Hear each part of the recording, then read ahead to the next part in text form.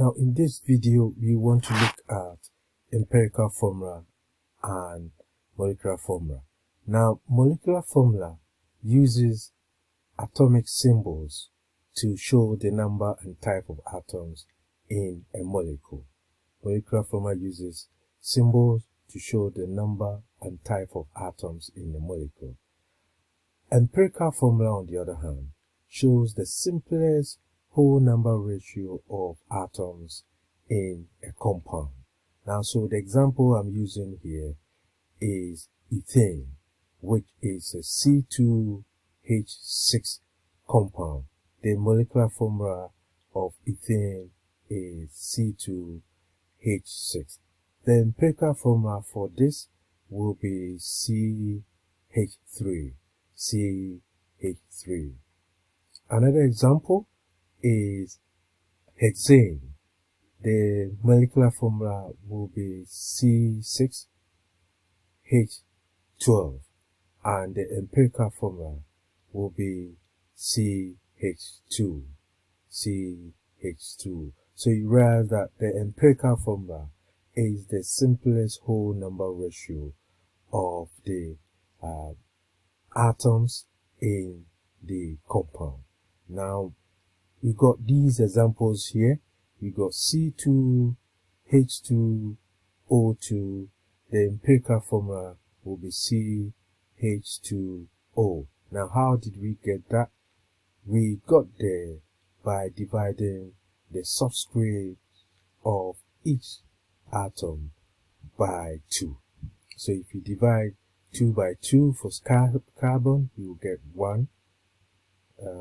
4 by 2, you get 2, and 2 by 2, you get 1. And so we will have CH2O. Now for another example is CH16, and the empirical formula for this molecular formula will be CH2. CH2. How did we get that? We divided the subscript of each atom by 8 and you have CH2.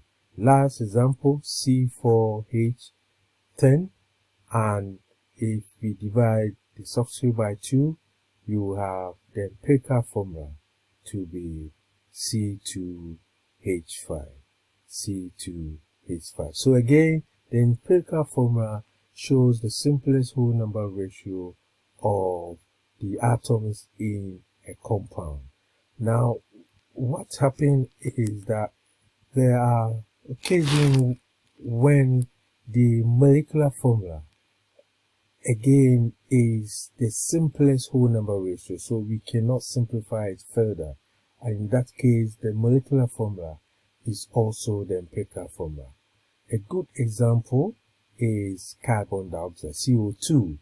Its empirical formula will also be CO2 because we cannot simplify it further. You got C1 carbon, only 1 carbon and 2 oxygen in the molecular formula, and so it is the simplest formula that we can get. Another example is water, which is H2O, the molecular formula, and its empirical formula is also H2O.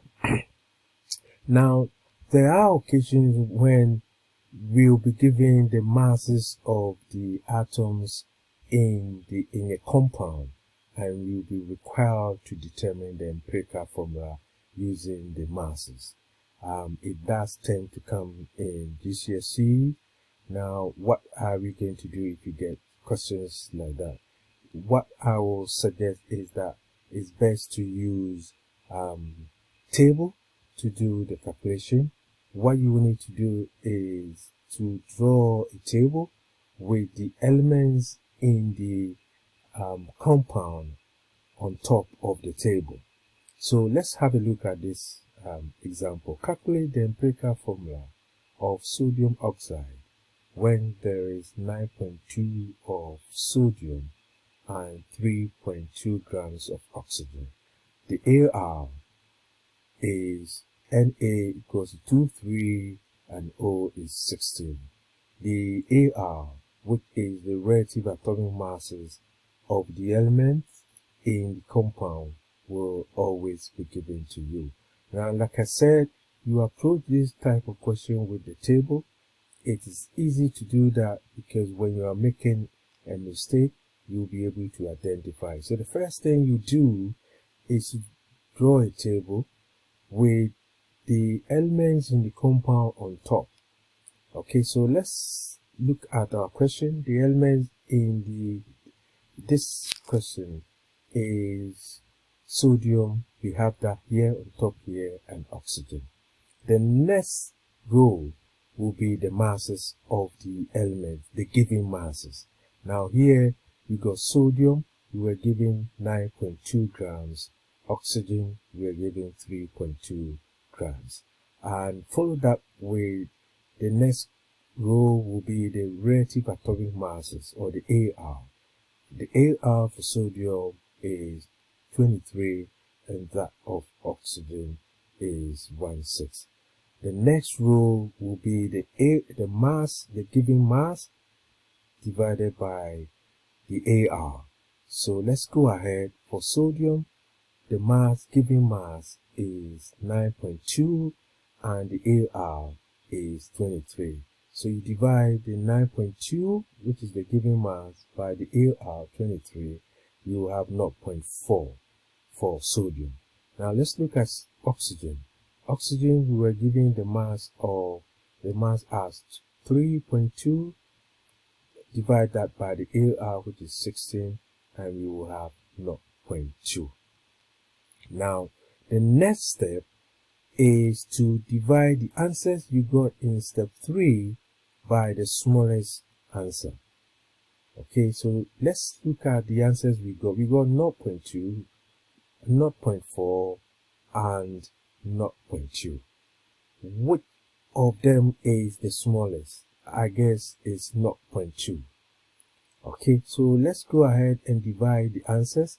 0.4 by the smallest, which is 0.2, 0.2 by the smallest, which is 0.2.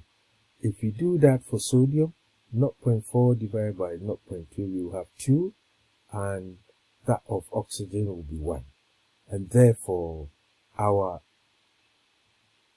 empirical formula will be 2 for sodium and 1 for oxygen.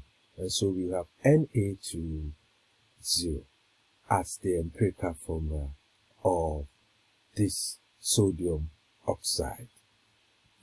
Another example here, we got determine the empirical formula of lithium carbonate when there is 0.7 grams of lithium, 0.6 grams of carbon, and 2.4 grams of oxygen.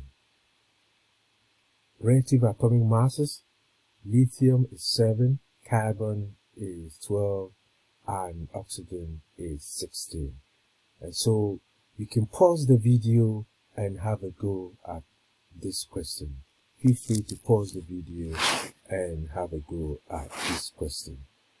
Now, like I said, it's better to approach this with in a tabular form. Write the names of the elements in the compound. In this case, we got 3 elements: lithium, carbon, and oxygen. So I've got them there. The next step is to write the given masses. We were given 0.7 grams of lithium, 0.6 grams of carbon, and 2.4 grams of oxygen. Next row will be the ARs. The ARs will always be given to you.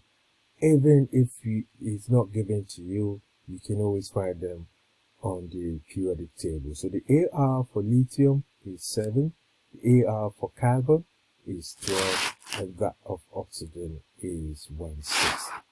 The next row will be the mass over the AR. So let's go ahead and do that for lithium. We've got 0.7 over 7. That will give us 0.1. That of calcium will be 0.6 divided by 2, and we will get 0.05. And the that for oxygen will be 2.6 divided by 16, and that will be 0.15. The next rule will be the answer divided by the smallest answer. So let's have a look at the answers we got. We had lithium 0.1, carbon 0.05, and oxygen 0.15. Which of them is the smallest? I guess is the 0.05. So let's go ahead and divide all of them by 0.05. So here we have 0.1 divided by 0.05. That will give us 2. For carbon, we have 0.05 divided by 0.05. That will give us 1. And oxygen 0.15 divided by 0.05, and that will give us 3. And therefore our empirical formula will be lithium 2, carbon 1, oxygen 3. Now we don't write 1 in chemistry, so what we will do is that we go ahead and write Li2C03 as the empirical formula. Okay, so again you write the elements, the constituent elements of the compound on top of the table. Next you write their masses, the Ar, divide the masses by the Ar, look at the answer, pick out the smallest, divide all the answers by the smallest, and that should help you to determine the empirical formula of that compound.